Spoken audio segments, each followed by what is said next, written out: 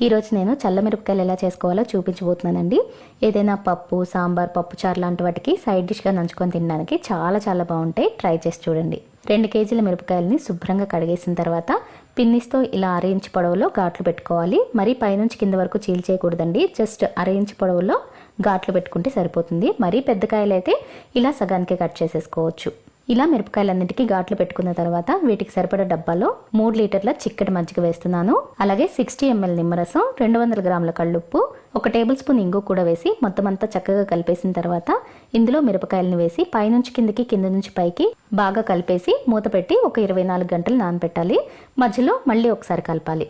అంటే ఈ రోజు ఉదయం నానబెడితే నైట్కి ఒకసారి అడుగు నుంచి కలిపితే అన్ని ఈవెన్గా నానతాయి అన్నమాట. ఉదయాన్నే మజ్జిగలోంచి మిరపకాయలని తీసి ఎండలో సాయంత్రం వరకు ఎండబెట్టేసేయాలి.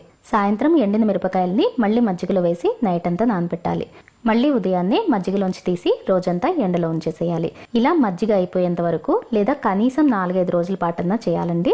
తర్వాత నుంచి ఇంకా డైరెక్ట్గా ఎండలో మిరపకాయలు క్రిస్పీగా అయిపోయేంత వరకు మరొక 3 రోజుల పాటు ఎండబెట్టేస్తే సరిపోతుంది. చూడండి, మిరపకాయలు ఇలా క్రిస్పీగా ఎండిపోవాలి. ఇలా ఎండిన తర్వాత వీటిని ఒక ఎయిర్ డబ్బాలో స్టోర్ చేసుకుంటే సంవత్సరమే కాదండి, 2 సంవత్సరాలైనా కూడా పాడవవు. వీటిని వేయించేటప్పుడు లో ఫ్లేమ్ మీద చిన్నగా వేయించుకుంటే మంచి కలర్లో టేస్టీగా ఉంటాయి అన్నమాట.